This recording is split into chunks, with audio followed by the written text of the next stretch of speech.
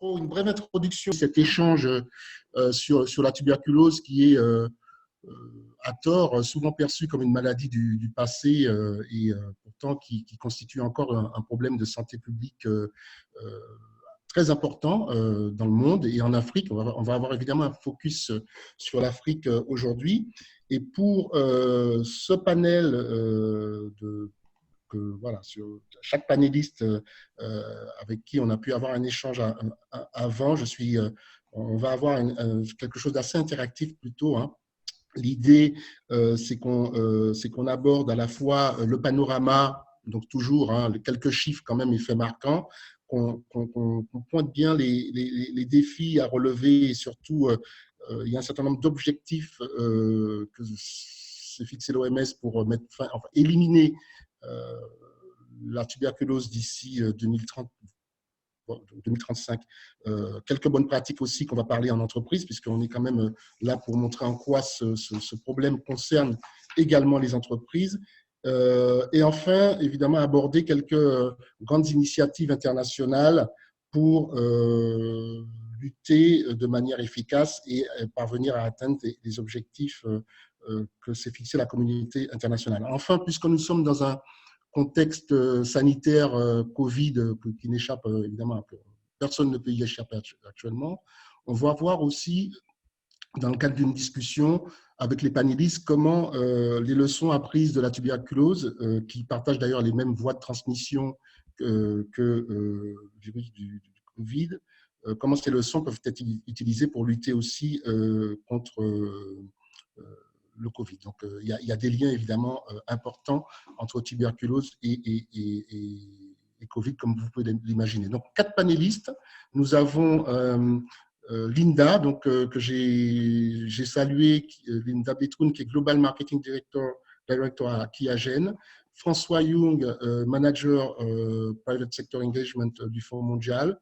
Eric Fleutelot, directeur technique au département santé, pôle des grandes pandémies d'expertise France, et qui va nous parler surtout de l'initiative, ce qu'on appelait avant l'initiative 5%, qu'on appelle désormais, je crois, l'initiative, et Isabelle Villadari, qui est, elle, responsable Head of Malaria and Tuberculosis Global Health Programs chez Sanofi, donc qui s'occupe de tout ce qui est programme de lutte contre le paludisme et la tuberculose. Donc, avant de leur passer la parole, je vais quand même rappeler quelques chiffres rapidement sur la tuberculose. Donc, on a une maladie qui concerne évidemment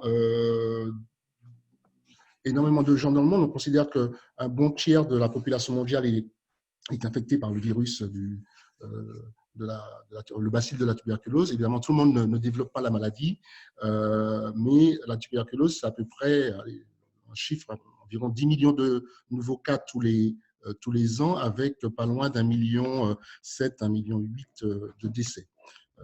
On a un certain nombre de pays, alors la slide que j'avais préparée, elle a sauté, mais je pourrais toujours dans la discussion tout à l'heure vous la remettre. On a un certain nombre de pays qui sont plus touchés que d'autres, notamment l'Inde, la Chine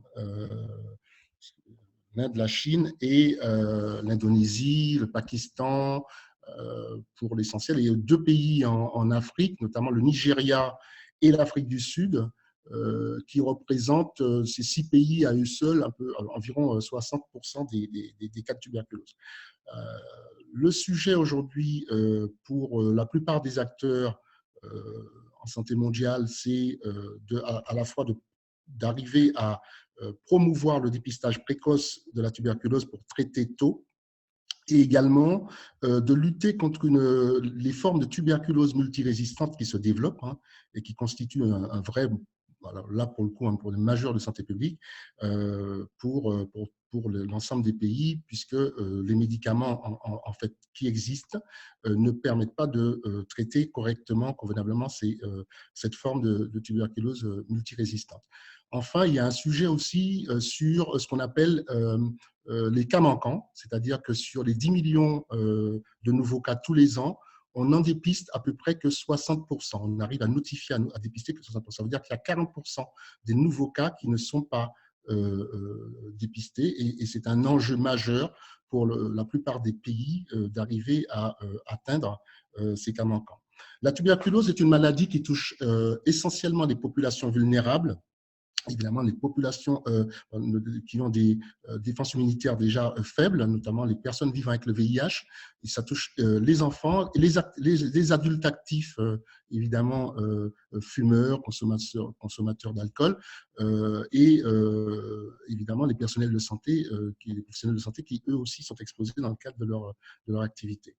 Nous avons sur le lien avec les entreprises à retenir une chose, c'est qu'aujourd'hui, la tuberculose, c'est un sujet, évidemment, un problème de santé publique, mais c'est aussi pour les économies, notamment en Afrique, c'est un problème économique pour les pays africains, pour le monde entier. On considère, l'OMS évalue à 12 milliards de dollars par an le coût de la tuberculose. Et pourquoi les entreprises sont-elles concernées? C'est tout simplement qu'on a évidemment la tuberculose qui peut évidemment circuler sur le lieu de travail. On sait qu'un certain nombre de secteurs économiques sont plus à risque que d'autres. Ça ne veut pas dire qu'il y a des secteurs qui ne le sont pas. Là, on a les secteurs de la santé, je l'ai mentionné, les mines, tout ce qui est environnement où il y a de la poussière, donc mines, construction, des cimenteries, le secteur des transports, toutes les activités en milieu confiné. On peut penser aux plateformes pétrolières, aux call centers, etc. Alors, cela dit, aujourd'hui, il faut savoir que la tuberculose, c'est une maladie qu'on peut dépister et traiter correctement. Le problème, c'est qu'on est encore loin des objectifs que s'est fixé la communauté internationale. Vous voyez un petit peu les targets qui sont 2020, enfin, l'objectif qui est d'éliminer la tuberculose à l'horizon 2035, avec les différents indicateurs qui sont prévus, parvenir à 90% de réduction du nombre de décès liés à la tuberculose par rapport à 2015. Donc ça, c'est l'objectif pour 2030, réduire l'incidence de 80% en 2030 et de 90% en 2035, et arriver à faire que les coûts supportés par les familles et les malades eux-mêmes baissent, puisqu'aujourd'hui, dans beaucoup de pays, et notamment dans les pays en développement, le coût de la prise en charge reste à la charge des traitements, reste à la charge des personnes. Même si les traitements sont gratuits, il y a tout un ensemble de coûts indirects qui affectent les budgets, notamment les coûts de transport, etc. Les défis à relever, bon, on va en parler justement notamment avec François et tous, mais surtout avec François qui représente ici le Fonds mondial. On considère que sur ce qu'il faut comme argent comme fonds pour lutter contre la tuberculose, il y a un gap aujourd'hui d'environ 2 milliards par an. Donc l'argent n'est pas le seul problème, mais on a besoin d'argent pour lutter efficacement contre les maladies. Il y a un sujet de manque de ressources, enfin, de ressources insuffisantes, en tout cas pour lutter contre la tuberculose. Et on verra, j'ai parlé des cas manquants, et on verra aussi tout ce qu'on abordera autour de la tuberculose latente, donc les stratégies pour arriver à dépister la tuberculose avant qu'elle ne passe au stade maladie, et enfin les enjeux sur l'accès aux nouveaux traitements pour traiter la tuberculose multirésistante et les tuberculoses actives. Voilà, le fameux tableau que je voulais vous montrer au début, donc qui rappelle quand même la carte. Vous avez cette carte avec les différents chiffres, et vous voyez que, notamment quand on regarde le sujet de la tuberculose multirésistante, on a vraiment une cartographie qui nous indique quand même qu'il y a des régions, notamment l'Asie, et l'Afrique, Afrique centrale, Afrique australe, Nigeria, que vous voyez, un petit peu le Libéria, qui sont très concernés par ce sujet de tuberculose multirésistante. Donc, je vais passer sans tarder la parole à François, et pour surtout avoir un échange avec lui, puisque la question de l'argent, des financements, je l'ai indiqué, c'est un sujet. Le Fonds mondial, c'est le premier véhicule pour financer la lutte contre les 3 principales maladies transmissibles, sida, tuberculose, paludisme. Donc, François, déjà, première question, c'est quoi la place de la tuberculose aujourd'hui dans la stratégie du Fonds mondial et surtout dans vos budgets? Si tu peux déjà nous dire un mot sur cette partie, sur les financements, enfin les fonds consacrés à la lutte contre la tuberculose dans les programmes financés par le Fonds mondial. Bien sûr, merci Eric. Juste pour confirmer, tu m'entends bien? Vous m'entendez bien? Oui, oui, on t'entend bien, tu peux y aller. Mais parfait. Donc, la place de la tuberculose au sein du Fonds mondial, et je vais commencer par la place du Fonds mondial quelque part au sein de la tuberculose. Donc, le Fonds mondial représente plus de 70% du financement international de la lutte contre la tuberculose. Donc, depuis la création du Fonds mondial en 2002, on a investi plus de 7 milliards de dollars dans des programmes de prévention et de traitement contre la tuberculose, ce qui représente environ à l'année 10% du total des ressources disponibles pour les financements de programmes de prévention et de lutte.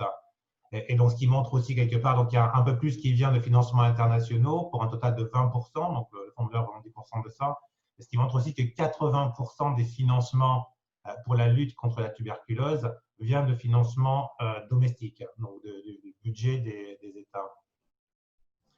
Donc, suite au bon résultat de la 6e reconstitution des ressources du Fonds mondial l'année dernière, organisée par la France en Lyon, donc à Lyon, le budget alloué pour les 3 maladies au sein du Fonds mondial pour le prochain cycle de financement, qui sont des cycles de 3 ans, est plus important que jamais. Donc, au total, pour les 3 maladies, on a près de 13 milliards de dollars à distribuer dans le cadre de nos allocations vers les différents pays.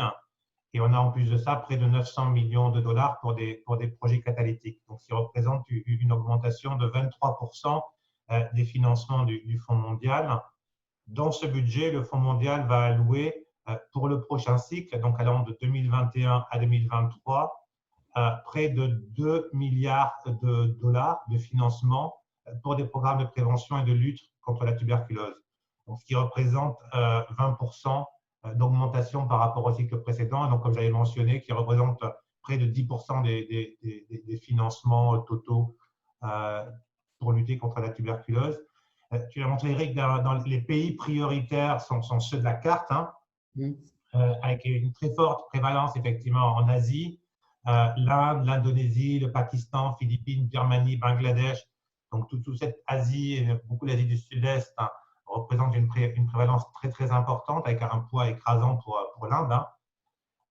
L'Afrique également, pour l'Afrique de l'Ouest, le Cameroun et central, la République démocratique du Congo, et ensuite beaucoup, tout ce qui est Ouganda, Kenya, Tanzanie, Nigeria, Afrique du Sud, Éthiopie, ce sont des pays à très forte prévalence, et un peu aussi en Europe de l'Est avec l'Ukraine.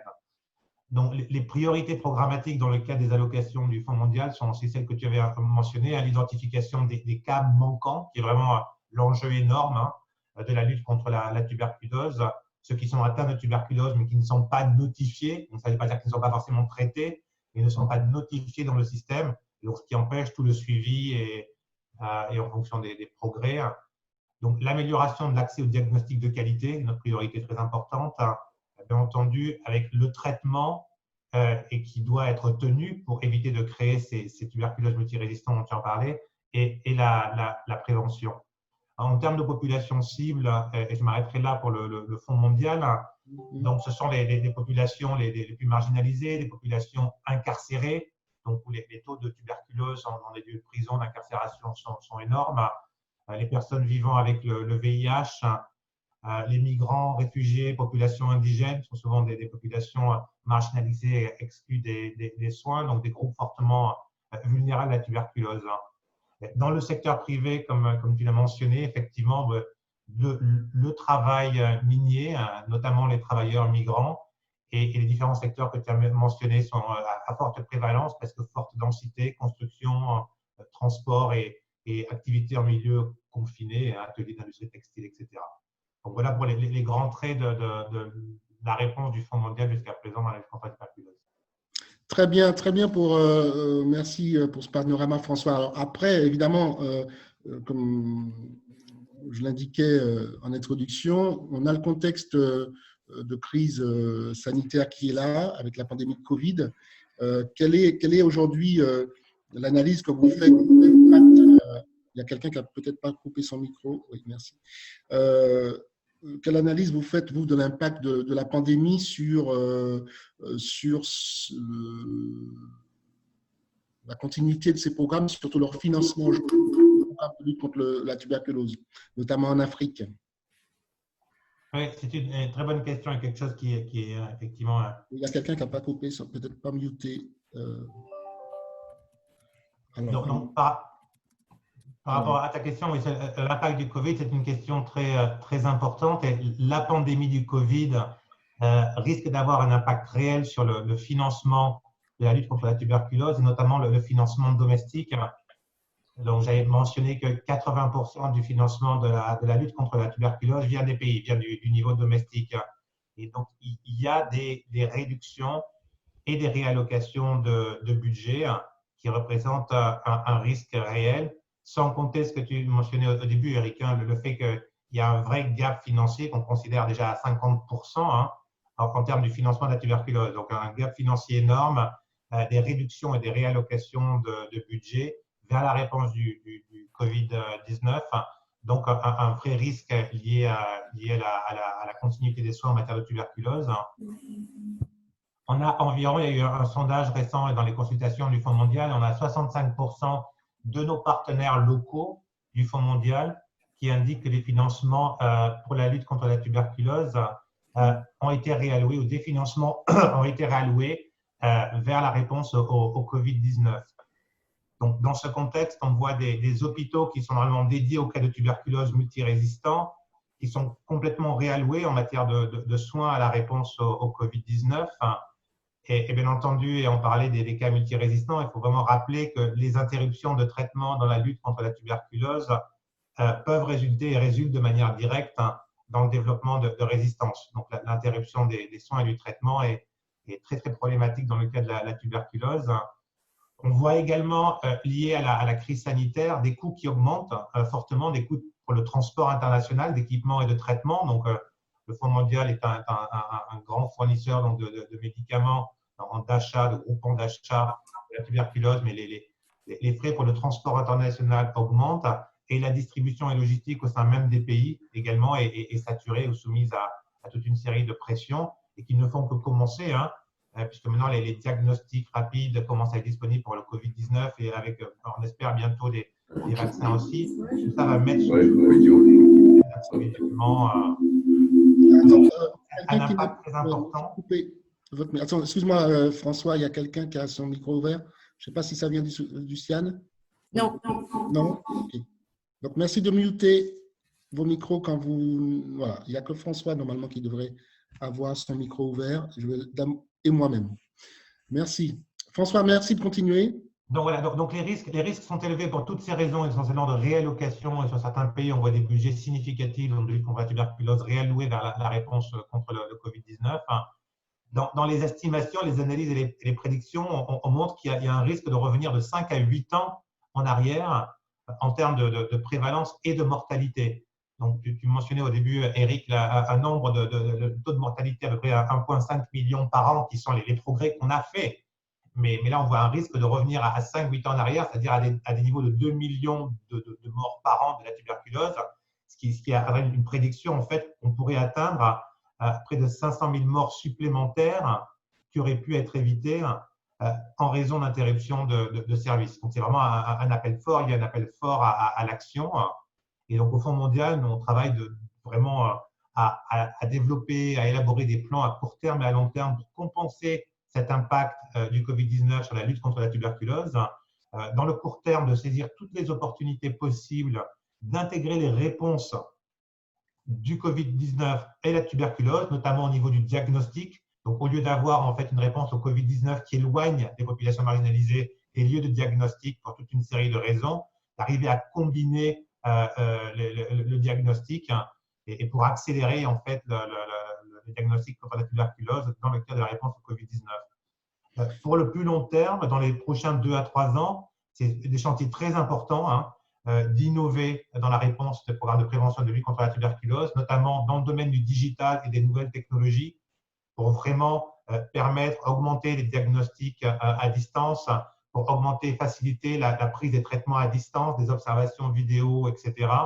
Et donc, pour vraiment centrer les soins et le continuum de soins d'une manière beaucoup plus centrique autour du patient, donc vraiment réadapter ça et de bien sûr rapprocher les diagnostics de plus en plus auprès des communautés et de faire une bien meilleure utilisation des données en temps réel pour augmenter les délais de réponse. Donc, un impact significatif, mais quelque part une réponse et une mobilisation de la communauté internationale. Et ça rentre dans le cadre d'un grand appel à action du Fonds mondial dans le cadre de la réponse au Covid-19, mais aussi de ce qu'on appelle les plans de mitigation en fait, des impacts sur les trois maladies, notamment la tuberculose, où le Fonds mondial actuellement appelle à un investissement supplémentaire de 5 milliards de dollars pour permettre de financer tout ça. Ok, François, merci. Tu as vraiment, je pense, très clairement aussi dans la discussion qu'on aura tout à l'heure déjà avancé sur ce sujet qui est une vraie préoccupation, justement, c'est ce risque que tous les progrès qui ont été réalisés entre 2000 et 2015, que ces progrès soient complètement remis en cause par la pandémie de Covid. On va en parler tout à l'heure. Peut-être d'un mot, là, il ne te reste plus que 30 secondes. En plus, tu as déjà fait ton appel à l'action, donc tu auras moins de temps en conclusion pour le faire, mais c'est très bien. C'était tout à fait dans la ligne de ce que tu présentais. Je voulais que tu nous parles, mais vraiment en 30 secondes, de l'initiative que le Fonds mondial a lancée à Davos, qui s'appelle Ending Workplace TB Initiative, qui consiste à promouvoir la lutte contre la tuberculose en milieu de travail. Si tu peux nous dire un mot de où en est cette initiative et surtout comment les entreprises peuvent concrètement participer à cette initiative. Merci Eric. Et juste utiliser juste avant cette initiative-là, effectivement, le rôle du secteur privé dans la lutte contre la tuberculose est essentiel. 50% des soins dans les pays sont dispensés par le secteur privé, donc c'est un des grands enjeux en fait, et le secteur privé de santé à l'engagement. En matière de l'engagement secteur privé international au niveau du Fonds mondial, on travaille sur l'ensemble du continuum de soins. Donc on a des partenariats très intéressants actuellement en matière de détection, notamment avec Google pour établir des cartes de prédiction de prévalence, avec Johnson & Johnson pour tout ce qui est ces études d'approche plutôt centrique autour du patient, ou avec Cure AI, des méthodes de diagnostic utilisant l'intelligence artificielle. Il y a également effectivement un gros axe d'engagement secteur privé qui est la lutte contre la tuberculose sur le lieu de travail. On a beaucoup appris dans le passé la réponse du secteur privé dans la lutte contre la VIH sur le lieu de travail très importante. On a lancé cette initiative en janvier avec le Forum économique mondial et une série de partenaires pour appeler à une mobilisation. Le secrétariat, maintenant, de cette initiative est en place au sein du Forum économique mondial. On a déjà un nombre de partenaires qui ont rejoint la Confédération des industries indiennes qui a lancé une grande campagne, TB Free Workplace, des exemples comme Johnson & Johnson qui ont engagé l'ensemble de leurs fournisseurs à mettre en place des politiques de prévention, d'accès au traitement et de référence vers le système des soins. Ou en Asie, un grand réseau de cliniques privées, Fullerton Health, qui mènent une campagne en fait, de diagnostic sur le travail dans les ateliers de confection textile. Donc, pour rejoindre cette campagne, il suffit soit de nous contacter au Fonds mondial, de contacter le secrétariat au niveau du Forum économique mondial. Et effectivement, on appelle à la mobilisation du secteur privé dans ce domaine-là. Très bien François. On va revenir à la discussion tout à l'heure. Je vais maintenant me tourner vers Eric. Eric Leclos, qui est de l'initiative, puisque l'initiative, comme vous savez, il va le rappeler, mais l'initiative, anciennement 5%, son objectif, c'est d'aider à améliorer l'efficacité justement des subventions du Fonds mondial accordées aux pays, et notamment, je pense en particulier dans les pays francophones. Donc tout d'abord, Eric, est-ce que tu peux nous rappeler rapidement ce qu'est l'initiative et ses modalités d'intervention avant qu'on passe au programme innovant, parce que je sais que vous avez de très beaux programmes que vous soutenez dans le domaine de la TB. Merci Eric. Bonjour à toutes et à tous. L'initiative, c'est une facilité qui a été créée par le ministère des Affaires étrangères à la fin de l'année 2011 et qui est mise en œuvre par Expertise France, qui est l'opérateur du ministère des Affaires étrangères en charge de la coopération technique internationale. Et cette facilité, elle a pour objectif de faciliter l'accès au financement du Fonds mondial pour les pays que nous servons, mais également d'essayer d'améliorer l'efficience des subventions du Fonds mondial. Et on intervient dans une quarantaine de pays, la majorité étant des pays francophones, mais pas que des pays francophones. Nous, on va intervenir. Alors, je vais prendre deux exemples qui sont assez intéressants. Récemment, on a aidé, on continue d'aider, c'est bientôt fini, les pays à se préparer au nouveau cycle de financement auquel faisait référence François juste avant. On a mis, nous, en place 21 missions d'assistance technique pour permettre aux pays de formuler le plus correctement possible leur demande de financement sur la composante tuberculose. Alors, parfois, c'était tuberculose seule, parfois, c'était tuberculose VIH en même temps, et on a eu même des cas tuberculose et renforcement du système de santé. C'est environ 3000 jours d'expertise qu'on a mis à disposition des pays au cours des 12-14 derniers mois, et ça représente un budget d'un peu plus de 3 millions d'euros. Donc, concrètement, cette facilité, l'initiative, c'est une part du budget que la France octroie au Fonds mondial, mais qui ne va pas directement sur le compte en banque du Fonds mondial, qui reste en France et qui permet d'aider les pays à accéder au financement. Et en complément, on va financer des projets pour pouvoir essayer de faciliter des changements dans les pays. En fait, ce qu'on veut obtenir, c'est, on le fait pour la tuberculose, mais on le fait aussi pour le VIH ou pour le paludisme ou encore pour les systèmes de santé, c'est d'essayer d'aider le Fonds mondial et les pays à changer les pratiques de santé dans les pays et à changer les politiques. Le Fonds mondial, avec toute sa puissance de financement, et François l'a rappelé, c'est par exemple sur la tuberculose, c'est le principal financeur international de la lutte contre la tuberculose. Mais les financements seuls, ça ne suffit pas, et on voit bien qu'il faut faire évoluer les pratiques et changer les politiques dans les pays, et c'est ce qu'on essaie de faire. Bien, ça nous pose très clairement justement le rôle complémentaire que vous pouvez vous avoir dans le cadre de l'initiative. Tu as mentionné justement des programmes innovants dans le domaine de l'innovation sur la prise en charge de la tuberculose pédiatrique ou de la tuberculose latente. Est-ce que tu peux nous rappeler de vos programmes aussi sur la partie communautaire, parce qu'il ne faut pas oublier que dans cette lutte, comme dans beaucoup de maladies, le rôle des communautés est essentiel, comme on l'a vu dans la lutte contre le VIH. Quels sont les programmes aujourd'hui que soutient l'initiative dans ces domaines? Alors, il y a 3 domaines dans lesquels on a décidé de s'investir, et comme tu l'as précisé, ça se fait en lien très étroit avec les pays. L'ADN de l'initiative, c'est que nous ne décidons de rien sans avoir une demande qui vient des pays. Et systématiquement, les équipes pays du Fonds mondial sont consultées, impliquées dans l'élaboration, que ce soit des assistances techniques ou des projets. Sur les thématiques, on a repéré que l'urgence était de travailler sur l'amélioration du dépistage et du diagnostic de la tuberculose.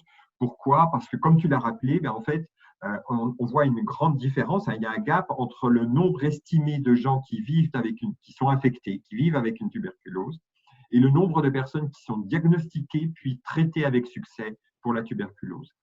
Or, les gens qui ne sont pas traités avec succès pour la tuberculose sont des gens qui vont contribuer, bien involontairement, à la propagation de la tuberculose. Donc, on a vu des domaines dans lesquels il fallait renforcer l'accès au dépistage et au diagnostic de la tuberculose. On l'a fait pour les enfants, puisque la tuberculose pédiatrique a cette particularité qu'elle est beaucoup plus difficile à diagnostiquer que chez les adultes, et la mortalité chez les enfants est encore plus élevée que chez les adultes. Donc, on soutient par exemple un projet qui est mis en œuvre par l'Université de Bordeaux, qui se fait dans 6 pays, en Afrique et en Asie, qui vise à trouver des nouvelles techniques, à valider des nouvelles techniques de diagnostic de la tuberculose chez les enfants, et de vérifier aussi si on ne devrait pas plus systématiquement vérifier la présence de la tuberculose, enfin du bacille, chez des enfants qui présentent des formes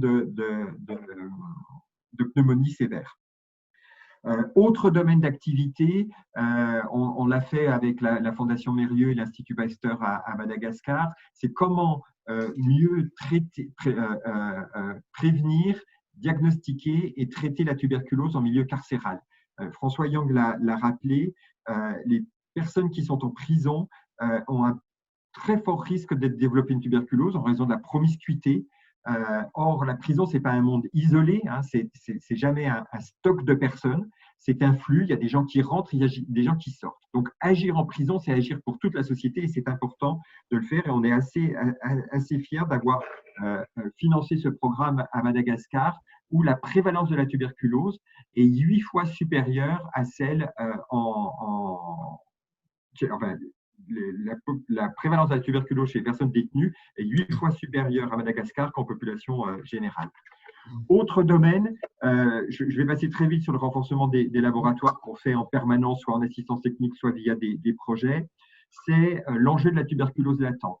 L'OMS a changé ses recommandations sur la tuberculose latente. La tuberculose latente, c'est quoi? Grosso modo, vous avez, on considère qu'un tiers de la population mondiale est porteuse d'une tuberculose latente. La très grande majorité de ces personnes-là ne développeront pas une tuberculose maladie, mais chez les personnes les plus fragiles, et notamment les personnes vivant avec les VIH, les enfants de moins de 5 ans qui vivent ou qui ont été en contact avec une personne qui a une tuberculose maladie, il y a un fort risque de développer une tuberculose. Or, on a un moyen technique, grâce à un traitement assez simple, qui permet de prévenir le développement de la maladie. Et donc, on finance un projet au Vietnam avec le programme national de lutte contre la tuberculose, ou bien un programme avec la Fondation Mérieux au Cameroun et à Madagascar, et enfin un autre au Cambodge avec l'Institut Pasteur, où on essaie de développer des nouvelles stratégies. Et là, c'est vraiment tout le côté catalytique de l'initiative. C'est comment on va réussir à faire changer la façon dont les pays se saisissent de cette question de la tuberculose latente. Bien, on va en parler de toute façon de la tuberculose latente plus tard, notamment avec l'INDAT qui agène et certainement aussi Isabelle. Eric, sur le sujet du lieu de travail et de la tuberculose, je sais que tu as une expertise bien plus large que les programmes avec les secteurs publics et communautaires. Puisqu'on a vu les enjeux sur le lieu de travail, qu'est-ce que toi tu recommanderais comme, j'ai envie de dire, mesure, stratégie aux entreprises pour réduire le risque de transmission sur le lieu de travail et prendre correctement en charge cette maladie? Déjà, c'est de connaître les risques dans votre entreprise. C'est difficile de dire une généralité sur la tuberculose dans le monde du travail. Entre un call center en Afrique du Nord et une mine au fin fond de la RDC, le risque lié à la tuberculose est évidemment pas le même. Donc, c'est l'activité professionnelle, la promiscuité des travailleurs, la prévalence de la tuberculose dans le pays qui vont déterminer, avec ces 3 critères-là, on arrive déjà à déterminer si on est dans une activité professionnelle qui va mettre les travailleurs plus à risque de contracter la tuberculose. Ça, c'est la première chose à faire. L'OMS et Stop TB Partnership et bien d'autres ont déjà développé des indicateurs qui permettent de se repérer assez facilement. L'exemple des mines, il est quand même très, très important. On voit très bien, on l'a vu en République démocratique du Congo, on l'a vu en Afrique du Sud également, que ces entreprises-là sont beaucoup plus affectées par la tuberculose. Ce qu'on oublie un peu, c'est tout ce qui va être hors d'une entreprise très formelle. L'exploitation minière qui est très informelle dans certaines régions d'Afrique de l'Ouest, eux ne sont pas du tout touchés parce qu'il n'y a pas une entreprise à proprement parler qui gère ses salariés. Donc, c'est plus facile quand on est une entreprise formelle que quand on est dans le secteur économique informel. L'autre aspect, je dirais, c'est que il faut pas s'imaginer qu'on peut tout faire dans une entreprise. Les liens à établir avec les programmes nationaux de lutte contre la tuberculose sont évidemment cruciaux. Il existe dans tous les pays des programmes nationaux de lutte contre la tuberculose qui sont largement financés par le Fonds mondial et par d'autres partenaires aussi, par les États-Unis, qui sont financés également par la Gates Foundation.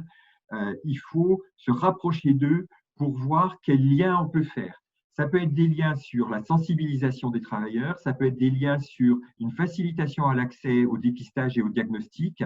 Et puis après, c'est une politique propre RH de chaque entreprise de voir comment faire pour que une personne qui est dépistée positive pour la tuberculose et qui a besoin de prendre un traitement, et ça peut parfois être un traitement qui est long et qui est dur, avec des effets indésirables, comment on peut aménager son poste, comment on peut prévoir une sorte de congé maladie pour encourager les gens à se faire dépister. Il ne faut pas que le dépistage de la tuberculose en entreprise devienne une sanction et une sortie de l'entreprise. Donc, ce n'est pas juste une réponse médicale, c'est une réponse de ressources humaines et une réponse sociale à avoir également.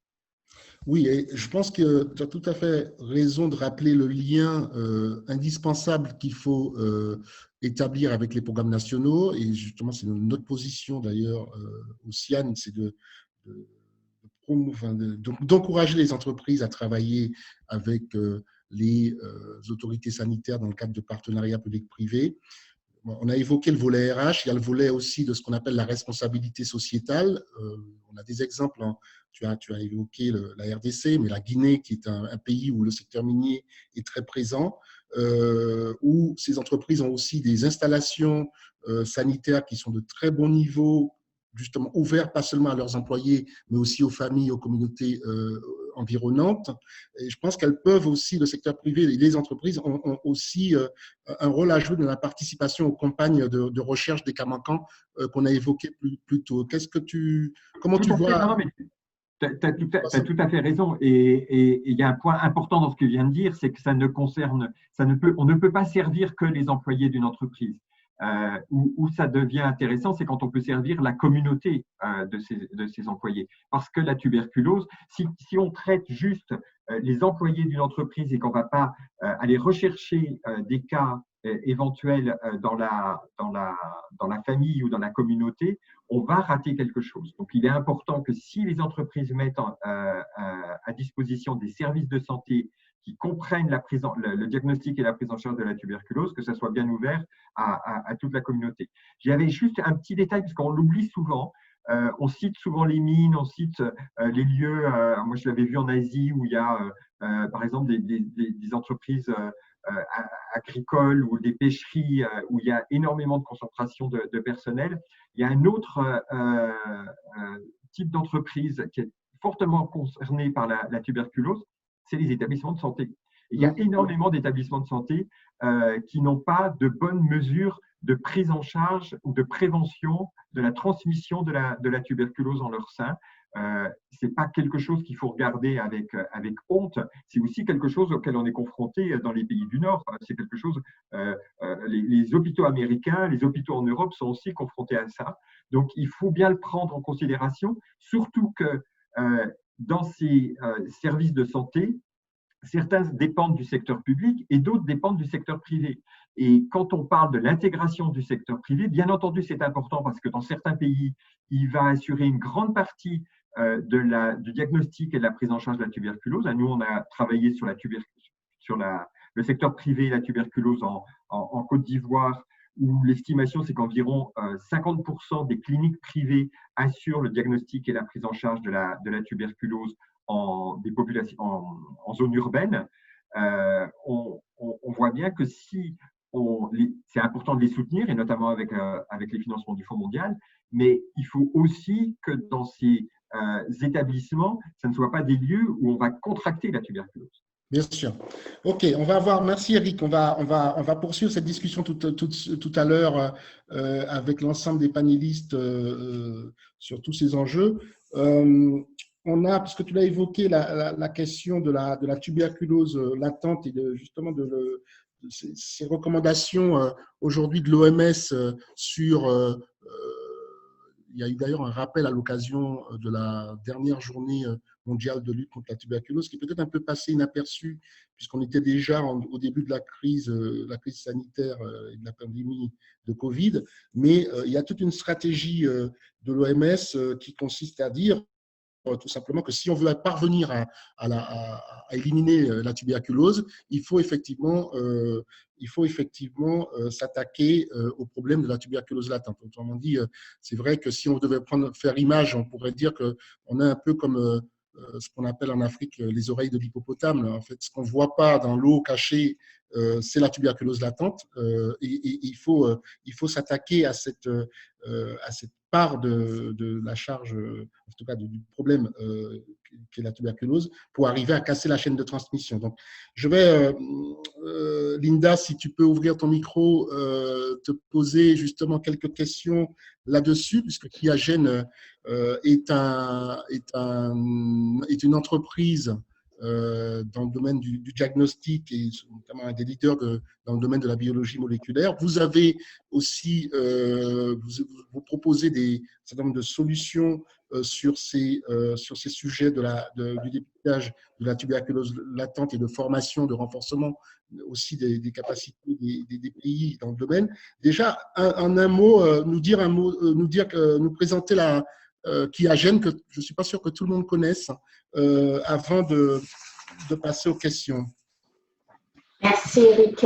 Donc QIAGEN, c'est une société allemande, originalement créée en 1984. Vous m'entendez? Oui, on t'entend très bien. Okay. Très bien. Qui est basée à côté de Düsseldorf. C'est une entreprise qui a une présence mondiale dans les 5 continents avec plus de 30 filiales un peu partout dans le monde et un réseau de distribution. Comme tu viens de l'évoquer, Eric, notre corps métier, c'est de la biologie moléculaire, où il y a une position de leadership, surtout connue dans tout ce qui est extraction ADN, ARN, séquençage du génome et tout ce qui est bioinformatique. Et aussi une série de plateformes qui permet de détecter tout ce qui est infectieux, HIV, autres pathologies. Pour la tuberculose, QIAGEN est aujourd'hui leader dans le domaine des infections latentes. On parle d'un test IGRA, un test qui est connu au nom de quantiférant. C'est en fait une technique, une alternative moderne à l'intradermo, l'IDR. On parle beaucoup de l'IDR, qui est une technique archaïque qui permet de détecter l'infection latente, où le test IGRA, c'est un test sanguin standardisé qui permet de détecter rapidement l'infection. Ok, alors cette présentation est en fait comment au niveau du groupe vous analysez aussi donc les enjeux aujourd'hui du dépistage de la tuberculose, alors au niveau mondial, mais surtout sur l'Afrique, et comment voyez-vous le rôle que le secteur privé peut jouer? Eric ou François a rappelé que le secteur privé fournissait 60% à peu près, un peu plus de la moitié en tout cas de l'offre de dépistage et de soins. Comment est-ce que vous analysez ces enjeux-là? Oui, on est tous d'accord que la tuberculose reste un vrai problème de la santé publique dans les pays émergents et surtout en Afrique. C'est triste de voir toujours à nos jours qu'il y a toujours des gens qui meurent de la tuberculose. Il y a eu beaucoup d'efforts qui sont mis, des fonds qui sont mis, des nouveaux tests, des nouveaux traitements qui sont développés, mais on n'a toujours pas à l'éradiquer. Comme tu viens de le dire, il y a ce problème de réservoir qui continue toujours à nourrir des nouveaux cas et la problématique aussi de pouvoir détecter les patients très rapidement. Ce gap de temps génère des nouvelles infections et n'arrive pas à casser la boucle d'une certaine manière. L'OMS a revu sa position ces 3 dernières années en mettant l'infection latente comme priorité. En gros, si on continue à faire comme d'habitude, se focaliser seulement sur les cas actifs, on arriverait certes à une diminution, mais pas une éradication. la seule manière vraiment d'éliminer la tuberculose, c'est d'arriver avec des nouveaux traitements, bien sûr, et surtout de se focaliser sur cette prévention, c'est-à-dire et détecter les patients qui sont susceptibles de progresser, de les tester et de les traiter. Ok. Alors, on a parlé de solutions innovantes, enfin d'innovation. Vous avez, vous, Qiagen, développé des solutions, d'ailleurs, je sais, pour avoir travaillé avec le Programme national de lutte en Côte d'Ivoire, le programme de lutte contre la tuberculose, le PNLT. En quoi cette solution de test IGRA, justement, est innovante et qu'est-ce que ça change de l'intradermo-réaction, enfin des tests on a aujourd'hui des outils qu'on a pour dépister la tuberculose. Oui, alors l'innovation, c'est ce test quantifiant de IGRA existe sur le marché depuis de 20 ans. On a toujours un souci d'amélioration. On est à notre 4e génération, une amélioration de performance, de facilité d'utilisation. C'est un test innovant dans la fiabilité du résultat. On a des très fortes sensibilités et spécificités, performances. Et c'est très important aussi de l'utiliser, surtout en Afrique, si on le compare à l'IDR, à ta question par rapport à l'IDR, où toute la population est vaccinée, donc on parle quasiment de 40% de cross-réactivité entre le vaccin de faux positif, le risque de faux positif. Donc, utiliser le test quantifiant, le test IGRA, le test sanguin permet de cibler d'une manière précise les patients à risque de progresser et à traiter. C'est un test aussi qui permet d'être utilisé on utilise les 4 tubes, mais qui peut être utilisé facilement, lu avec des lecteurs ELISA. Et on vient de lancer une nouvelle génération qui est très adaptée pour les pays émergents, pour l'Afrique, où on parle, je ne sais pas si vous voyez, en fait, c'est un test rapide. On parle d'un test, c'est un mystique où toute la réaction se fait au niveau de ces cassettes. Donc, il est très facile à utiliser. On a toujours le savoir-faire des tubes quantifiants combinés à cette technologie. L'idée, c'est d'augmenter l'accessibilité du testing, ne pas être tout le temps limité à une structure de laboratoire et toujours assurer la fiabilité du résultat et la qualité du résultat. Avec une remise de résultats qui est aujourd'hui plus rapide que ce qu'on a aujourd'hui avec d'autres solutions. Il y a un gain au niveau du délai de remise du résultat. L'incubation reste toujours identique à celle du quantifiant, puisque la réaction se fait dans les tubes et il faut stimuler, et là c'est des incubations de 16 heures. En revanche, la lecture, le test positif peut se voir après 2 à 3 minutes. Donc, on peut avoir une lecture confirmée, un test négatif prend 10 minutes. Donc, c'est clairement plus rapide et plus accessible. Ok, Linda, merci. On va terminer par une dernière question pour ce premier tour. C'est le travail qui est réalisé aujourd'hui, que vous faites avec les programmes nationaux. Comment est-ce que vous travaillez avec les programmes nationaux de lutte contre la tuberculose en Afrique? On va parler de l'Afrique. Je sais que vous avez certainement d'autres projets. Oui. Si tu peux illustrer juste un exemple comme ça, on va bien sûr. Mais Qiagen se veut comme partenaire avant tout. L'idée, c'est on travaille toujours en très forte collaboration avec les programmes nationaux, de s'adapter au contexte pays, premièrement. Et on offre aussi tout un service d'éducation, de support dans l'implémentation des testings. On a aussi ouvert un projet Public Health pour le pricing, pour aider les programmes nationaux à bénéficier d'un prix Public Health. Et l'idée, c'est collaborer encore une fois étroitement avec les programmes nationaux, avec Stop TB, avec l'OMS, avec les institutions locales comme le Global Fund pour assurer qu'on arrive avec cette offre globale en termes de testing, en termes de fonds et en termes de policy. Quelque chose qui est d'une certaine manière sustainable dans le pays pour pouvoir éradiquer et avoir un impact meilleur sur l'éradication de la tuberculose. Merci Linda. On va passer maintenant à Isabelle Villadari qui a été très patiente.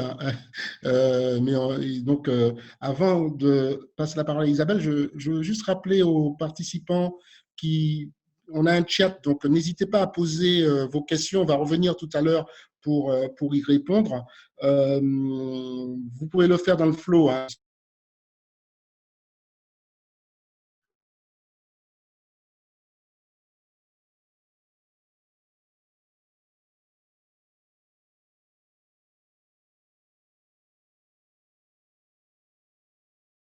Le fait qu'il faille justement avoir… vous m'entendez là? Vous m'entendez bien?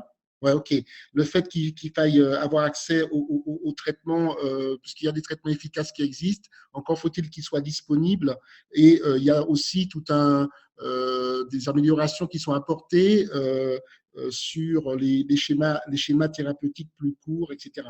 Donc, peut-être avant de passer à ce qui fait votre travail en termes industriels, comme acteur industriel dans la lutte contre la tuberculose, parce que vous êtes une des entreprises, il faut le rappeler, qui fournit les traitements pour soigner, pas la seule, mais on va dire, un des leaders mondiaux. Comment c'est quoi votre approche au niveau de Sanofi pour contribuer à éliminer cette maladie? Ça, c'est la première question que j'ai envie de vous adresser.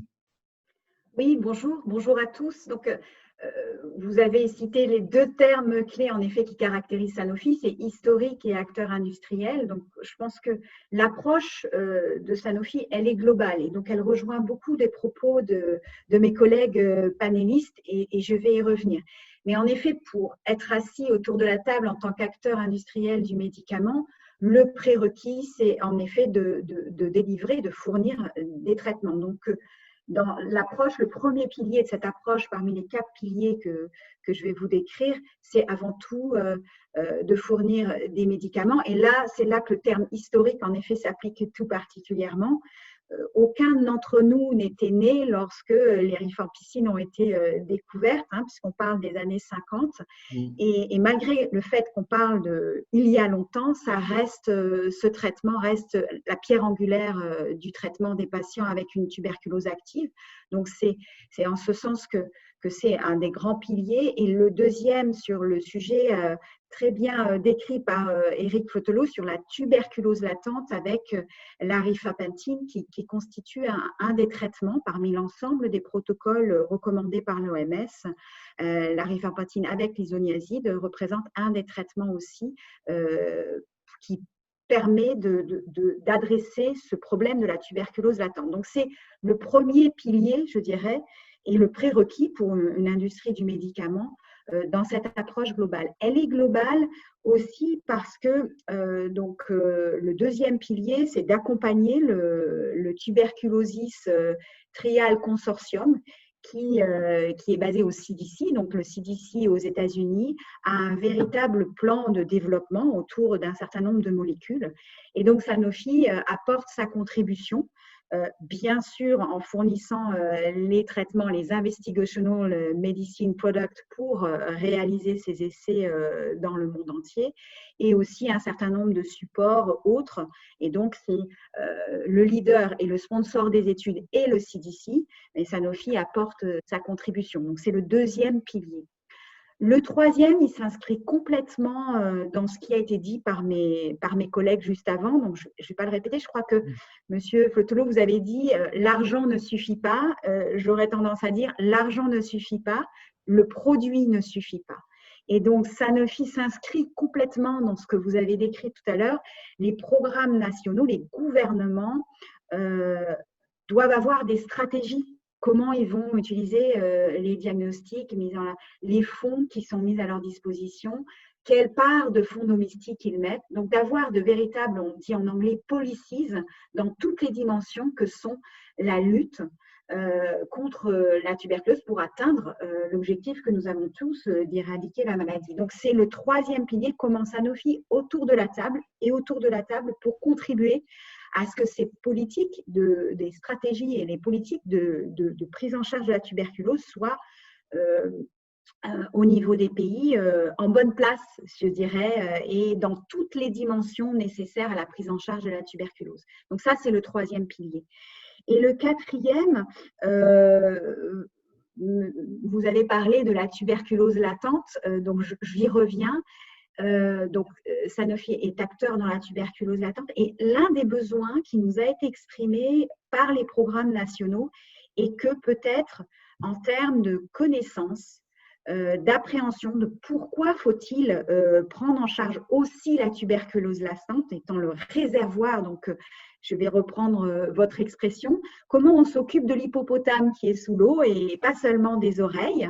Donc l'un des besoins exprimés par les programmes nationaux, c'est d'apporter une formation très poussée aux professionnels de santé dans les pays sur pourquoi il faut prendre en charge, quelle est la physiopathologie de cette tuberculose latente, comment elle contribue à l'épidémie, enfin à la tuberculose, quelles sont les recommandations de bonnes pratiques, comment prendre en charge, comment l'adhérer. Et donc, l'Union a développé, grâce au soutien de Sanofi, 6 modules, et je vous invite qu'ils sont libres d'accès en ligne sur le site de l'Union, et qui permet de former les professionnels de santé à ce qu'est la tuberculose latente et comment la prendre en charge d'un point de vue médical. Donc, ces 6 modules existent déjà en anglais, ils vont être disponibles également en français et l'un des projets est de les exécuter également en espagnol. Il y a une demande qui a été faite et par exemple, pour illustrer l'intérêt, les programmes nationaux d'Amérique centrale vont exiger pour déployer les programmes de lutte de la tuberculose que les professionnels de santé soient formés au travers de ces formations. Donc voilà le quatrième pilier, c'est qu'avec des fonds, avec des programmes nationaux et des pays concernés, avec des produits, mais aussi de former les professionnels de santé. Oui, alors, je pense que vous avez couvert finalement l'ensemble des sujets, mais concrètement, j'avais envie de dire comment si vous donnez un exemple de la façon dont vous travaillez avec les pays pour accroître justement cette couverture du traitement de la tuberculose latente, puisque c'est un des sujets qu'on a vu, mais également quel type d'action vous soutenez pour justement renforcer la prévention et la promouvoir à tous les niveaux, hein, que ce soit de manière en population générale ou sur des publics plus vulnérables, sur des cibles, des publics cibles. Donc là, vous parlez de la disponibilité de la couverture, donc qui était oui, le premier sujet. Alors en fait, tout ce que j'ai dit, en effet, il contribue. Hein, tout ce que je viens de dire dans la première question que vous m'avez posée, il contribue.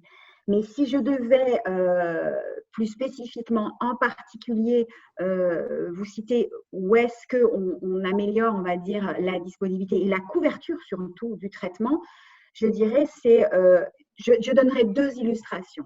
La première, j'y reviens, mais plus spécifiquement, c'est la collaboration, comment nous accompagnons le CDC, le Tuberculose Consortium Trial, qui travaille sur le Graal. Je ne sais pas combien de scientifiques sont autour de la table, mais le Graal dans la tuberculose, c'est de voir comment on peut réduire la durée des traitements. Et qui, derrière, la communauté scientifique le dit, même si ça n'a pas été démontré scientifiquement, on a l'idée derrière qu'en réduisant la durée des traitements, on améliore l'adhérence.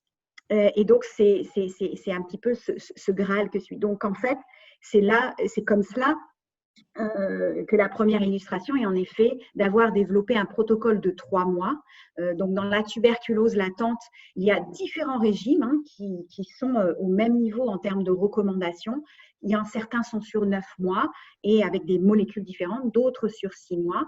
Et donc, le CDC a développé un protocole sur 3 mois avec des doses hebdomadaires de rifapentine plus isoniazid. Donc, avec ce protocole de 3 mois. Le deuxième, alors là aussi, je vais aussi inviter ceux qui sont intéressés par connaître les évolutions scientifiques. Donc, le CDC a aussi prévu de communiquer les résultats d'une étude dans la tuberculose active. Donc, cette étude s'appelle la Study 31. Et donc, les résultats vont être communiqués dans un peu plus de 15 jours lors de l'Union.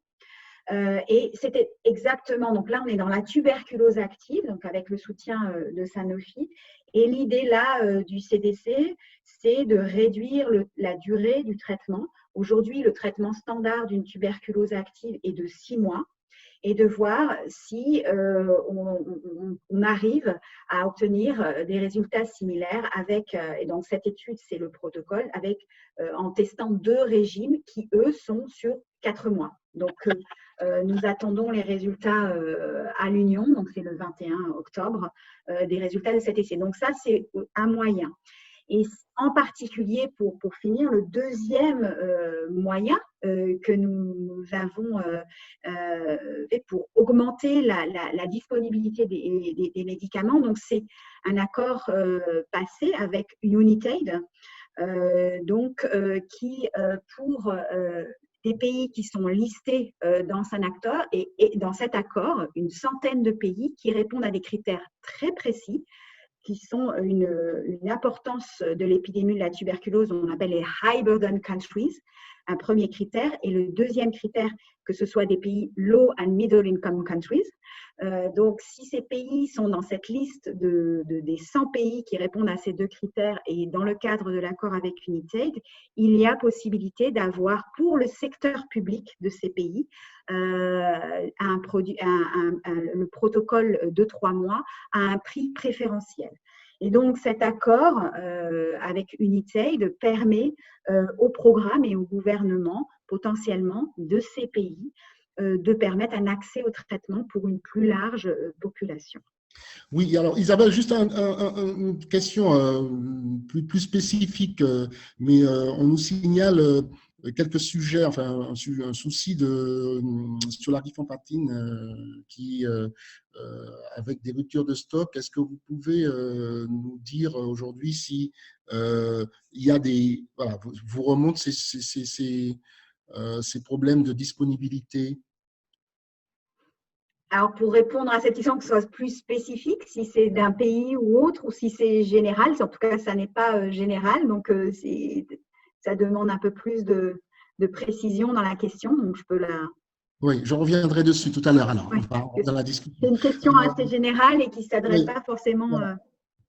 Bien, écoutez, on va en tout cas poursuivre sur ça. De toute façon, vous aurez la possibilité de revenir sur justement la discussion qu'on aura tout de suite avec l'ensemble des panélistes. Donc, on va faire un peu plus court que prévu parce que je vois qu'il est déjà pas loin de 35 et il nous reste encore à peu près 30 bonnes minutes de réunion. À tous les trois,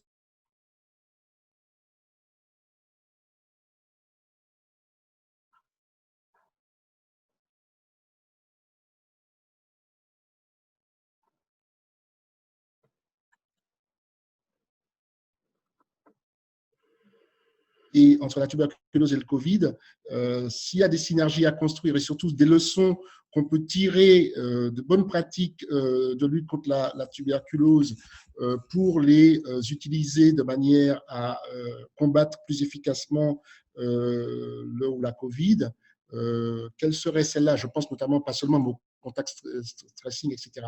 Quelles seraient vos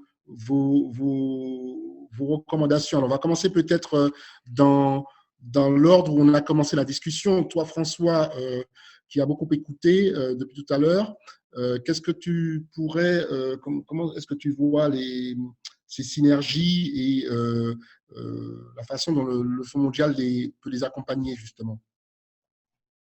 Merci Eric. Juste, tu as été coupé un petit peu au début de ta question, donc je pense que c'était la question sur les apprentissages de la réponse au Voilà, Covid-19 et les synergies, c'est ça, entre les…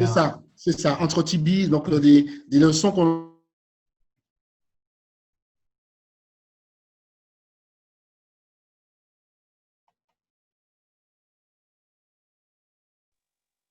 Et qu'on a encore un problème de son avec toi. T'es figé. Tu dois perdre le réseau. Oui. François, si tu ne vois pas tout de suite, je vais… Non, c'est bon, tu es revenu.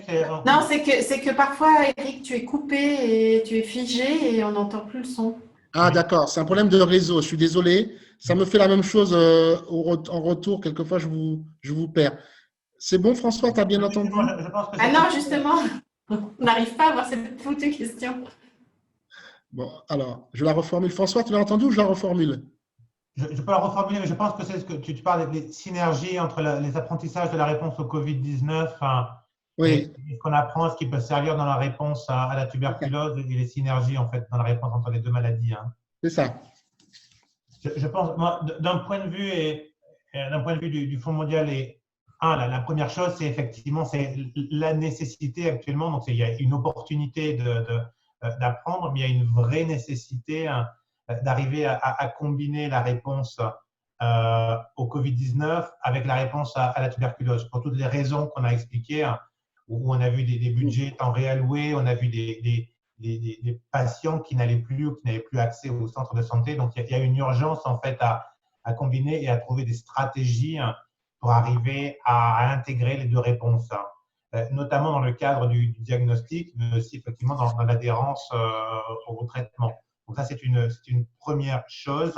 Et nous, un des principes actuellement, c'est effectivement de regarder, avec les nouveaux types de diagnostics et les nouvelles stratégies, notamment de mobilisation, ce qu'on appelle des stratégies d'information, de communication, d'éducation, de voir comment est-ce qu'on peut ramener les personnes atteintes de tuberculose vers la détection et combiner les deux types de diagnostics. Donc ça, c'est une chose. L'importance, parce qu'on parle avec le secteur privé, quelque part dans ce qu'on voit ici, c'est aussi l'importance d'utiliser cette communication, ces masses médias. On réfléchit de plus en plus à la manière, notamment les technologies de téléphonie mobile, de SMS, donc toutes ces stratégies de communication qui vont nous permettre d'atteindre les personnes qui ont besoin du diagnostic. Il y a eu un apprentissage énorme a été fait dans la réponse du COVID-19. Tu parlais des technologies, enfin du track and trace, quelque part, le rôle que peuvent jouer l'industrie des technologies dans la réponse est très important. Et donc, le fait d'avoir une approche qui est beaucoup plus centrique aux patients de tuberculose. Donc, la première chose, c'est des principes de surveillance épidémiologique. Donc, vraiment la nécessité d'avoir de plus en plus accès à de l'information et de l'accès rapide. Et donc, actuellement, notamment, on mène toute une série d'études avec des partenaires de recherche. Et là, récemment, on a lancé quelque chose avec Microsoft Research pour arriver à mieux comprendre l'utilisation des systèmes d'information de santé dans la réponse à la tuberculose, pour arriver à mieux comprendre effectivement la manière dont les cas étaient rapidement intégrés dans le système d'information et pouvaient être suivis. Et pas simplement en fait juste répertorier les cas, mais aussi de pouvoir analyser dans l'accès aux données les impacts de la réponse sur une maladie par rapport à la réponse à la tuberculose. Donc tout ce qui est l'intégration au niveau technologique est très importante. Ok, merci François. Alors, pour les autres, on va avoir, voilà, je vais vous demander de répondre si possible en 1 minute, de façon à ce qu'on puisse avoir vous puissiez surtout répondre aux questions, parce que je vois qu'il y a quelques questions dans le chat qui vous sont adressées. Eric, tu nous dirais quoi sur ce sujet des synergies entre TB et Covid et la façon d'utiliser cette expérience de la lutte contre la TB pour lutter contre cette pandémie? Je suis complètement d'accord avec ce que disait François. Il y a un aspect qui me semble essentiel, c'est que on a vu que dans l'histoire de la tuberculose, L'implication communautaire était beaucoup trop faible. C'est quelque chose qui a été corrigé au cours des dernières années et avec beaucoup de succès.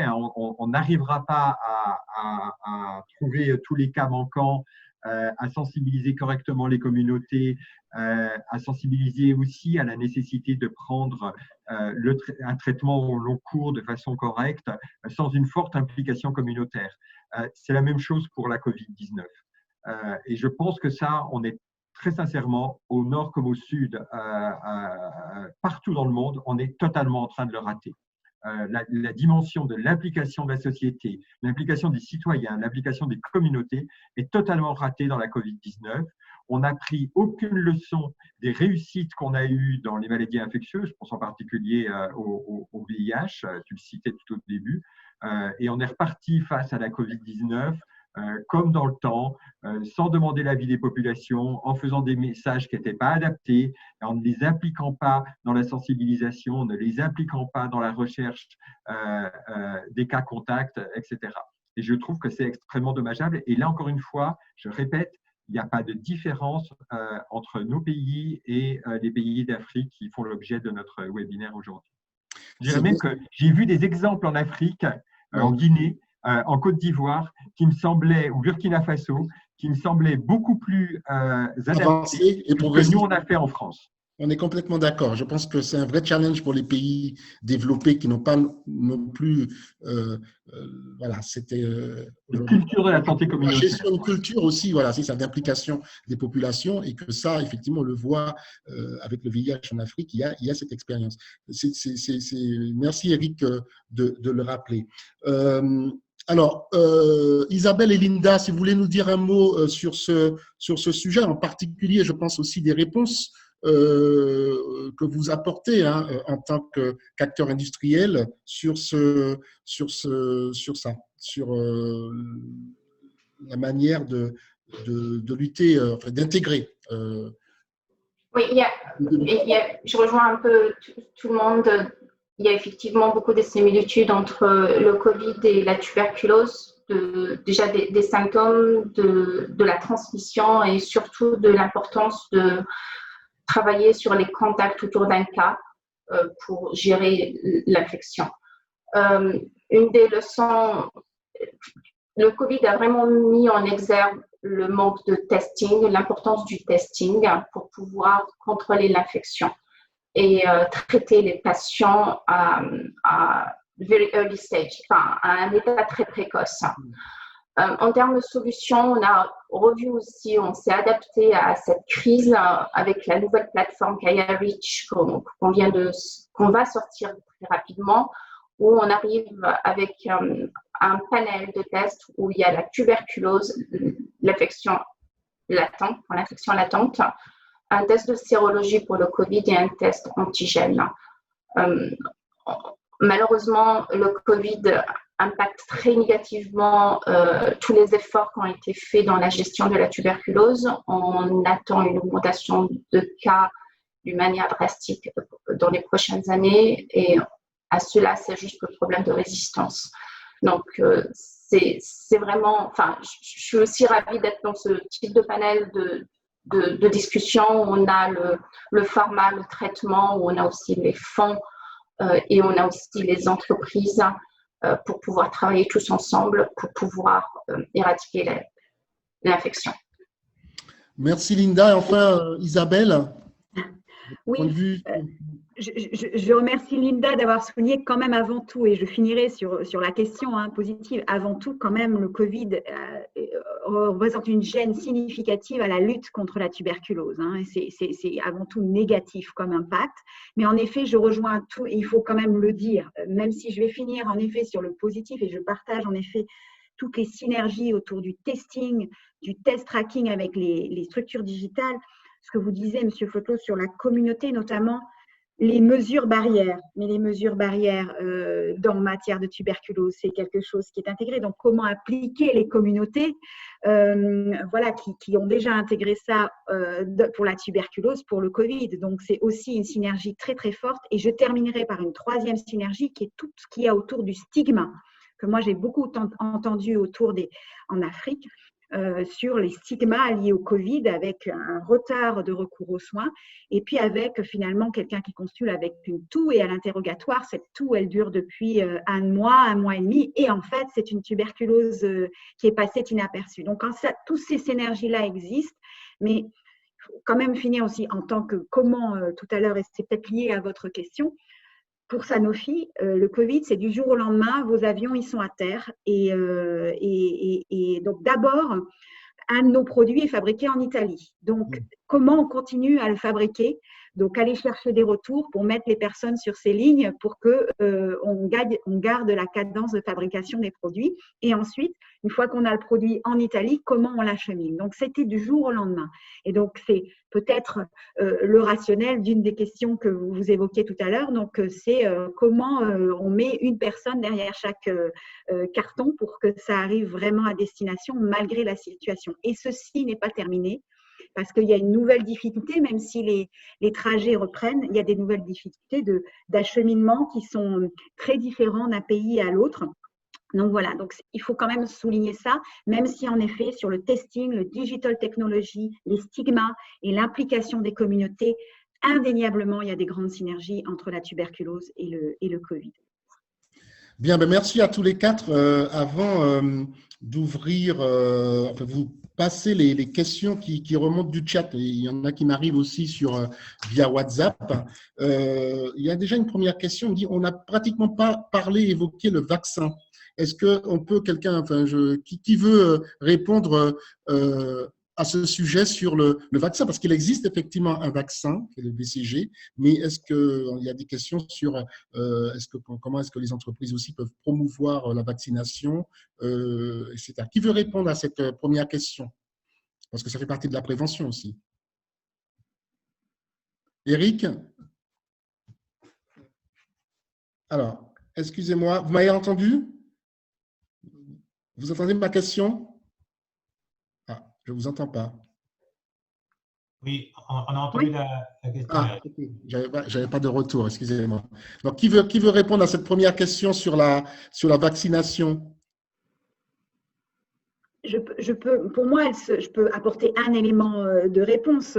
Sanofi Pasteur est également un fournisseur de vaccins. Je crois que ça rejoint ce qu'on dit sur l'approche globale et que les programmes de vaccination sont complètement à intégrer dans les stratégies et au niveau des pays pour que ce soit dans le programme vaccinal, oui ou non, en fonction de la décision du pays. Donc, c'est avant tout dans l'approche globale que les stratégies de lutte contre la tuberculose intègre la vaccination s'ils le jugent utile dans le pays. Donc, c'est vraiment la comptabilité, enfin la responsabilité des pays d'intégrer cela dans leur politique.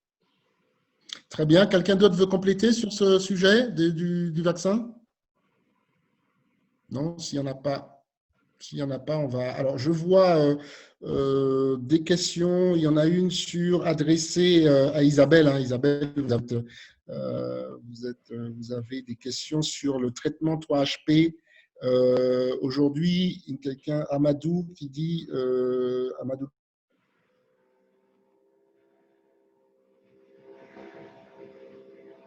Alors, Amadou Gay dit quel est le traitement 3HP? Est-il disponible dans les pays africains? Comme je n'entendais plus Eric, je me permets de reformuler la question. Alors, le traitement 3HP, c'est un traitement, parce que pour ceux qui… Donc, c'est le traitement 3 mois, donc c'est pour ça il y a le 3, qui associe isoniazide et rifapentine, c'est un traitement hebdomadaire, donc pendant 12 semaines.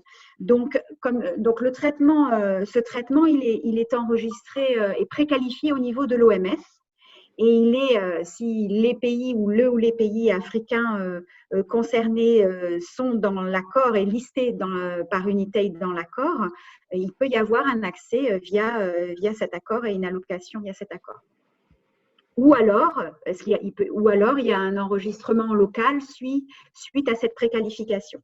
Donc, c'est une réponse spécifique en fonction du pays concerné. D'accord, merci. Il y a une autre question qui vient du Cameroun, de DJ Ibel, qui est coordinateur de la plateforme CCA Santé à Douala, qui demande, est-il possible d'avoir une idée sur le coût et la documentation du test de dépistage de la tuberculose latente qui a été présenté par Qiagen. Donc, je pense que oui, cette question s'adresse à toi, Linda. Eric, est-ce que je peux donner la parole à Amadou pour se présenter puisqu'il gère l'Afrique ou on peut alors, moi, je n'ai pas la main sur l'ouverture, mais on va demander à Sandrine. Sandrine. Oui, Sandrine, parce que idéalement, si je… Ouais, on va demander à Sandrine. Amadou, c'est là. Vas-y, au secrétariat. Sandrine. Oui, allô, bonjour, vous m'entendez? Ah, bah, très bien. Voilà, oui. Oui, bonjour à tous, merci pour la question. Oui, effectivement, on peut lui envoyer de la documentation technique sur le test, sur aussi voilà, comment le mettre en place. Et l'autre question, c'est le prix. Le prix pour tout ce qui est ONG et organisations publiques, donc les programmes nationaux, et Linda l'a évoqué, on a fait un partenariat avec Stop TB Partnership, donc le produit est listé et aussi approuvé par l'OMS. Donc, on est dans le catalogue GDF. Donc, le prix est public. On est à peu près à 15,90 $ pour un test fait pour un patient à peu près. Donc, ça, c'est le coût qui est listé au niveau du GDF. Après, nous, on travaille voilà, avec les pays, avec les programmes nationaux, comme l'avait évoqué Linda, sur, bien sûr, avoir les directives qui sont en place, aussi faire des projets qui ont du sens en termes de pilote, en termes d'implémentation. Donc, je prendrai bien les contacts de Monsieur DJ et puis on peut continuer la discussion déjà pour lui faire suivre des documentations techniques. Très bien, merci Amadou. Il y a une question, je vois, alors de Jaziel GC. Comment expliquer que des pays qui sont entourés par ceux ayant un…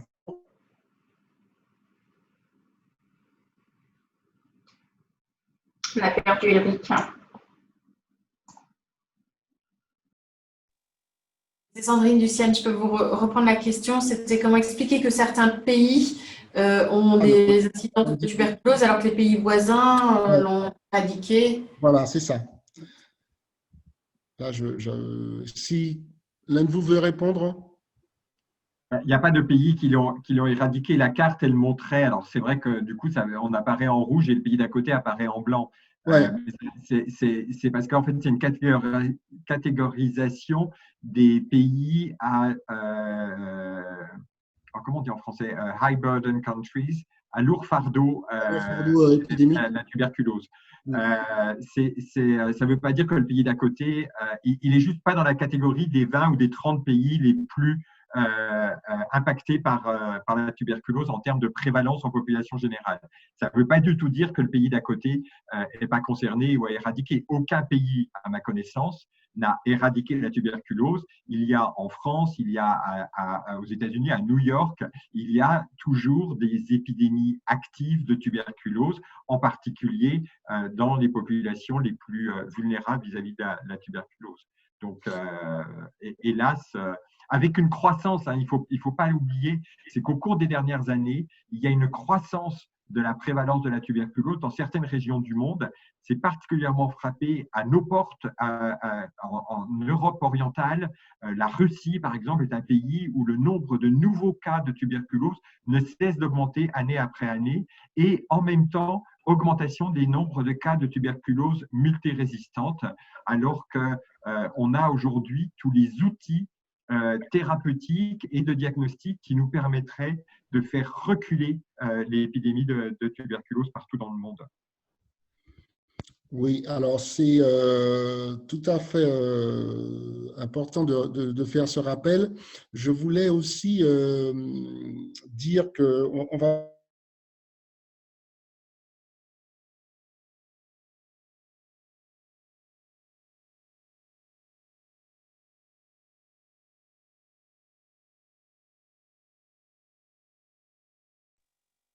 Et quand tu as de nouveau perdu…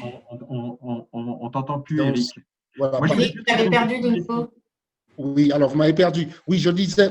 Alors, décidément, le réseau Internet ne m'aide pas aujourd'hui. Mais je disais, oui, tout ça, c'est bien documenté. C'est bien, Eric, d'avoir fait ce rappel. Et pour ceux que ça intéresse, on va vous envoyer toutes les sources et les liens. Il y a les liens, évidemment, sur l'OMS, hein, il y a Stop TB Partnership, il y a un ensemble de sites sur lesquels vous pouvez retrouver toute à la fois la cartographie, l'évolution de l'incidence de la tuberculose région par région et pays par pays.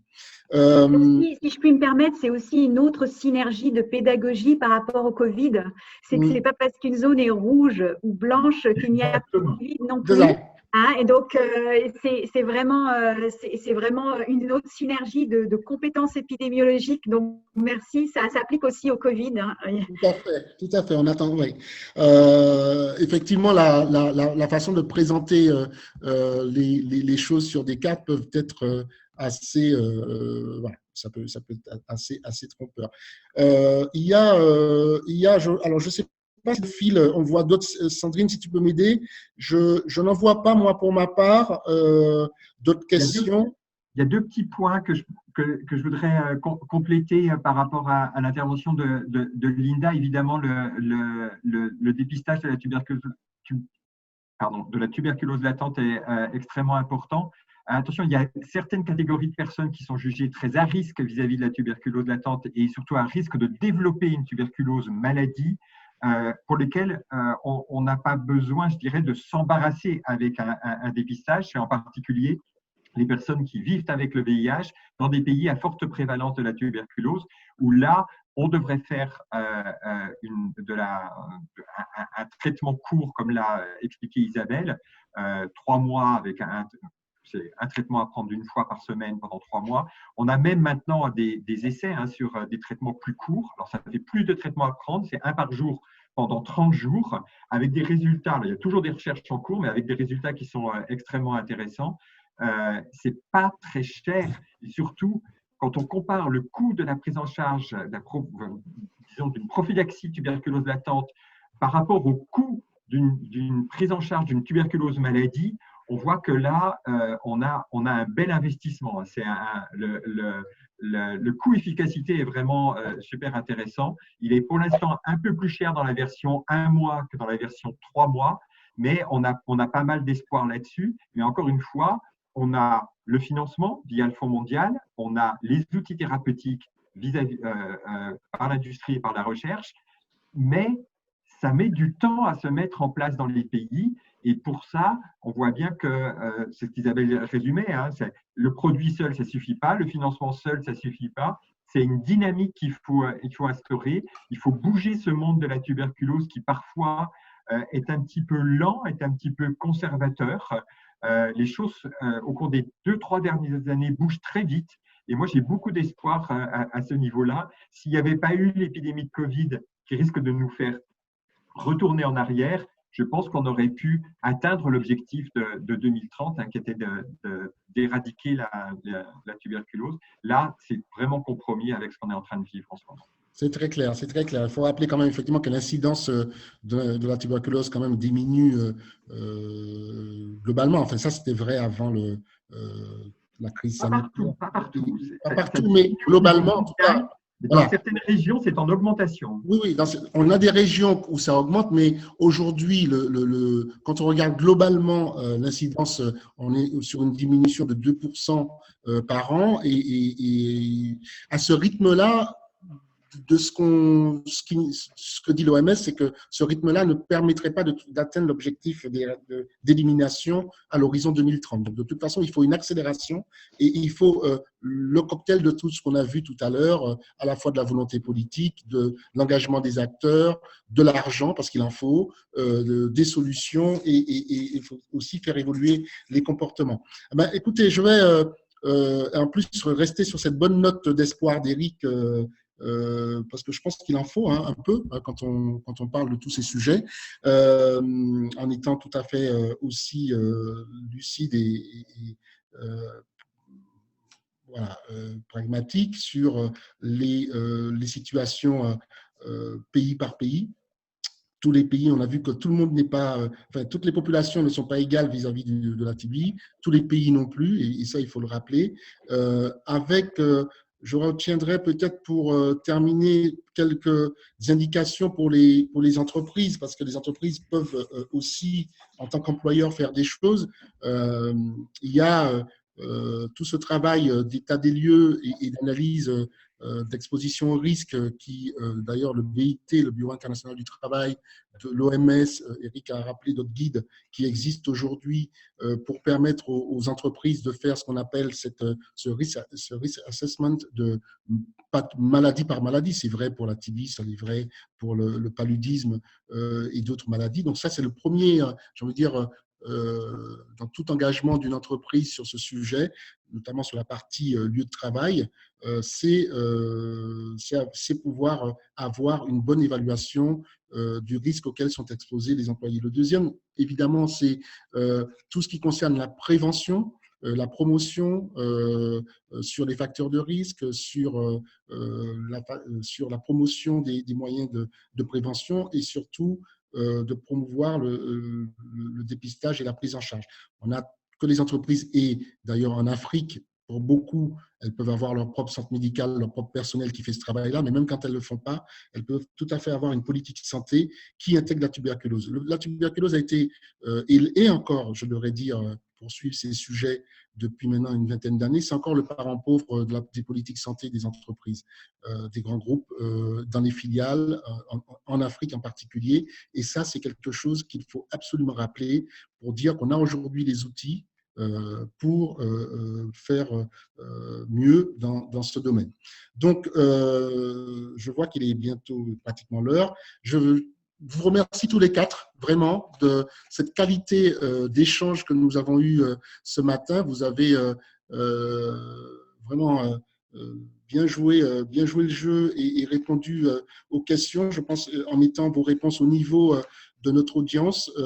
On n'aura pas le temps de prendre toutes les questions, mais il y en a d'autres que je vous passerai certainement après. Je voudrais juste rappeler, avant qu'on se quitte, deux dates que je vous invite à noter. La première, c'est le forum que nous faisons le 6 novembre avec la plateforme Afrique RSE, responsabilité sociale des entreprises, santé en entreprise, la plateforme d'engagement B4GH, que soutient le CIAN et d'autres organisations, sur la thématique quelle responsabilité sociale, sociétale de l'entreprise dans le domaine de la santé en Afrique après la crise sanitaire. Ce sera une réunion qui sera on s'oriente sur une réunion évidemment virtuelle, peut-être avec un petit groupe qui pourra se réunir, mais à 10-15 avec les distances qu'il faut, mais ce sera en virtuel. Donc je vous invite à vous y inscrire, on va vous passer le lien pour ça, donc c'est le 6 novembre, avec différents panels, et aussi à noter la date du 6 décembre, c'est la date de la prochaine commission santé du CIAN qu'on fera sur justement un retour d'expérience sur la gestion de la crise sanitaire, donc du Covid, avec à la fois la cellule de crise du ministère qui va intervenir et quelques entreprises qui partageront leur expérience. On avait fait ce type de retour d'expérience lors de la crise Ebola qui avait bien fonctionné et qui nous avait permis justement de documenter ces bonnes pratiques, et l'idée étant de produire après des outils, des guides qui soient partagés avec tout le monde. Donc, on arrive à la fin. Je vous remercie encore. Je vous souhaite à tous, donc, participants comme aux panélistes, une bonne journée. Prenez soin de vous, de vos proches, de vos collègues, et à très bientôt. Merci.